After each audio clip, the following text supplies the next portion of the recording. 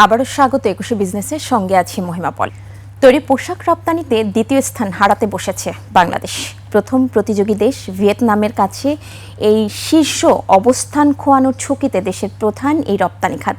দীর্ঘস্থায়ী গ্যাস, বিদ্যুৎ সংকট, উচ্চ ব্যাংক সুদের হার এবং কাঁচামালের উপর অতিরিক্ত নির্ভরতার কারণে কমেছে রপ্তানি আয়। একদিকে বাংলাদেশের পোশাক রপ্তানি কমছে, অপরদিকে ঊর্ধ্বমুখী ভিয়েতনামের রপ্তানি বাজার। সাদাত হাবিব সেতুর রিপোর্ট। বিশ্ববাজারে মেড ইন বাংলাদেশ ট্যাগটি দীর্ঘ 1 দশকেরও বেশি সময় ধরে ছিল গৌরবের প্রতীক। চীনের পরেই বিশ্ব পোশাক বাজারে দ্বিতীয় স্থানটি দখল করেছিল বাংলাদেশ, কিন্তু সেই মুকুট এখন হারানোর শঙ্কা। পরিসংখ্যান বলছে সদ্য সমাপ্ত অর্থবছরে বাংলাদেশের তৈরি পোশাক রপ্তানি কমে দাঁড়িয়েছে 38.57 বিলিয়ন ডলারে। আর ঠিক এই সুযোগেই বাংলাদেশকে টপকে যাচ্ছে প্রধান প্রতিযোগী ভিয়েতনাম। দেশটির পোশাক খাতের রপ্তানি আয় 44 বিলিয়ন ডলার ছাড়িয়েছে। কৃত্রিম তন্তু বা ম্যানমেড ফাইবারে আধুনিক পোশাক আর ইউরোপের সাথে মুক্ত বাণিজ্য চুক্তি ভিয়েতনামকে এগিয়ে দিচ্ছে রকেট গতিতে। শুধু ভিয়েতনামই নয়, ঘাড়ের উপর নিঃশ্বাস ফেলছে ভারত আর কম্বোডিয়া। ভারতের রয়েছে নিজস্ব তুলার বিশাল বাজার, আর কম্বোডিয়ায় আসছে বিপুল বিদেশি বিনিয়োগ। বাংলাদেশ এই দ্বিতীয় অবস্থানের বেশি দিন ধরে রাখতে পারবে না, কারণ পোশাক রপ্তানির ক্ষেত্রে বাংলাদেশের প্রতিদ্বন্দ্বী দেশ অনেক হয়ে গেছে।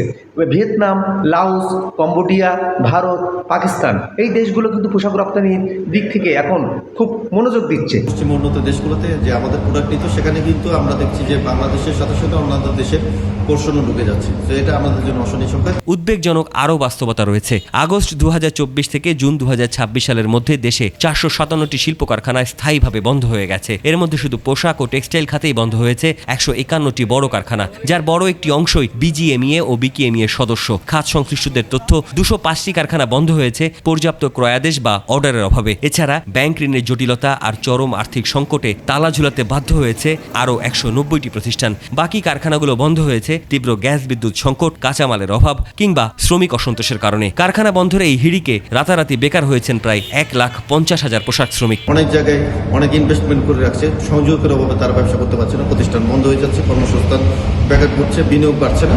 দিকে এগিয়ে যেতে হলে, বাংলাদেশের দ্বিতীয় অবস্থান ধরে রাখতে হলে মডার্ন টেকনোলজি অ্যাডপ্ট করার মানসিকতা থাকতে হবে। মডার্ন টেকনোলজি গ্রহণ করে আপনাকে দক্ষ জনবল তৈরি করতে হবে। সরকার 15 দফা স্কেল দিয়েছে, আমি ধন্যবাদ দিব, কিন্তু সহজ শর্তে তাদেরকে বের করা যায় সেই ব্যাপারগুলো দিয়ে ইমিডিয়েটলি কাজ করতে হবে, যাতে তারা ব্যবসা করতে পারে। বিশ্লেষকরা বলছেন, কেবল সস্তা শ্রমের উপর ভর করে দ্বিতীয় স্থান ধরে রাখার দিন শেষ। বিশ্ববাজারের সাথে টিকতে হলে বাংলাদেশকে এখন উচ্চমূল্য বা হাই ভ্যালু কিংবা ফ্যাশনেবল পোশাক তৈরিতে জোর দিতে হবে। একই সাথে নিশ্চিত করতে হবে নিরবিচ্ছিন্ন গ্যাস বিদ্যুৎ সরবরাহ। অন্যথায় দেশের রপ্তানি আয়ের 84% অর্জনকারী এই খাত বিপর্যয়ের মুখে পড়বে। ঘনীভূত হবে অর্থনৈতিক সংকট। সাদাত হাবিব সেতু, একুশে টেলিভিশন, ঢাকা। 4 বছর ধরে বাংলাদেশের রপ্তানি একই জায়গায় আটকে আছে। করোনা মহামারীর পর বাংলাদেশের রপ্তানি আয়ে যে উত্থান দেখা গিয়েছিল তা এখন প্রায় স্থবির। বাংলাদেশের রপ্তানি জিডিপি অনুপাত নিম্নমুখী, তবে প্রতিযোগী কম্বোডিয়া ও ভিয়েতনামের রপ্তানি বাড়ছে দ্রুত গতিতে। গেল 4 বছরে কম্বোডিয়া ও ভিয়েতনামের রপ্তানিতে প্রবৃদ্ধি প্রায় 17%। এলডিসি উত্তরণ ও রপ্তানি খাতে প্রতিযোগিতার চ্যালেঞ্জ নিয়ে আয়োজিত এক কর্মশালায় এসব বিষয় উঠে আসে। বিস্তারিত সঞ্জয় অধিকার রিপোর্টে। এলডিসি উত্তরণের সন্ধিক্ষণ ও বাংলাদেশের রপ্তানি প্রতিযোগিতায় চ্যালেঞ্জ নিয়ে research and policy integration for development র্যাপিডের কর্মশালা। বক্তারা বলেন, বাংলাদেশের রপ্তানি খাত গতি হারিয়েছে, জিডিপির সাথে পাল্লা দিয়ে বাড়ছে না রপ্তানিও। তৈরি পোশাকের বাইরে অন্য কোনো খাতের জোরালো অংশীদারিত্ব নেই রপ্তানিতে, যা দুশ্চিন্তার কারণ হয়ে দাঁড়িয়েছে। পৃথিবীতে যে রেটে রপ্তানি বাণিজ্য বাড়ছে, বাংলাদেশ সেই রেটে রপ্তানি বাণিজ্য বাড়াতে পারছে না। শুধুমাত্র একটা ব্রড ক্যাটাগরির উপরে বেশি নির্ভর করে। আপনি সবাই জানেন গার্মেন্টসের উপর সবচেয়ে বেশি নির্ভর করি। আলোচনায় উঠে আসে প্রতিযোগী দেশ কম্বোডিয়া ও ভিয়েতনামের রপ্তানি আয়ের প্রবৃদ্ধির চিত্র। বলা হয়, এ দুটি দেশ গেল 4 বছরে পণ্য রপ্তানিতে 17% প্রবৃদ্ধি পেয়েছে, যেখানে গেল অর্থ বছরে বাংলাদেশের পণ্য রপ্তানি কমেছে 0.6%। এমন বাস্তবতায় এলডিসি উত্তরণের চ্যালেঞ্জ রয়েছে বাংলাদেশের সামনে, যা বাংলাদেশের রপ্তানি প্রতিযোগিতায় নতুন চ্যালেঞ্জ। ওদের টোটাল আমদানি যে গতিতে কমছে, বাংলাদেশ থেকে আমদানি করার গতিটা কিন্তু আরো বেশি হারে কমছে। এটা একটা আমাদের জন্য আশঙ্কার কারণ।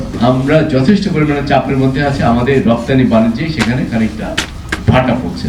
দেশীয় শিল্পের সুরক্ষা ও রপ্তানি আয় বাড়াতে সরকার নানামুখী উদ্যোগ নিচ্ছে বলে জানান তথ্য ও সম্প্রচার মন্ত্রী। আমাদেরকে অবশ্যই রপ্তানিকে অগ্রাধিকার দিয়েই আমাদের অর্থনীতিকে সাজাতে হবে এবং অবশ্যই এটাও আপনারা জানেন যে চ্যালেঞ্জগুলি আমাদের আছে, সেই চ্যালেঞ্জগুলি এলডিসি গ্র্যাজুয়েশনের পরে বাড়বে ছাড়া কিন্তু কমবে না। এলডিসি উত্তরণ পেছাতে বাংলাদেশের আবেদনে ইতিবাচক সাড়া দিয়েছে জাতিসংঘ, তবে বিষয়টি এখনও চূড়ান্ত হয়নি। আগামী নভেম্বরের যে বাধ্যবাধকতা আছে। সঞ্জয় অধিকারী, ২১শে টেলিভিশন, ঢাকা। মার্কিন পুঁজিবাজারে বিনিয়োগের লক্ষ্যে শিশুদের জন্য ট্রাম্প অ্যাকাউন্টস চালু করলেন প্রেসিডেন্ট ডোনাল্ড ট্রাম্প। মার্কিন president Donald Trump oval office থেকে উদ্বোধনী ঘণ্টা বাজিয়ে ট্রাম্প অ্যাকাউন্ট এর প্রচারণায় অংশ নেন। এটি মার্কিন সরকার সমর্থিত নবজাতক বিনিয়োগ অ্যাকাউন্ট। মার্কিন ফেডারেল সরকার ২০২৫ থেকে ২০২৮ সাল পর্যন্ত জন্ম নেওয়া প্রতিটি শিশুর জন্য $১,০০০ করে দেবে।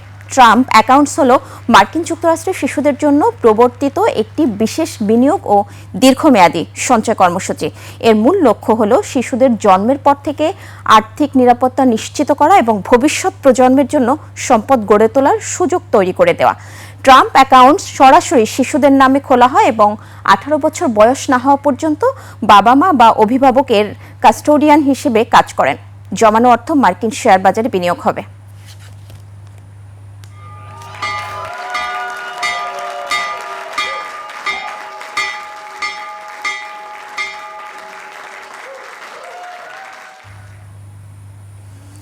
দর্শক, নিচ্ছি একটা ছোট্ট বিরতি। বিরতির পর কর্পোরেট সুশাসন ও কোম্পানির আর্থিক প্রতিবেদন, স্বচ্ছতা এবং জবাবদিহিতা নিয়ে কথা বলবেন সহকর্মী সাদাত হাবিব সেতু। সাথেই থাকুন।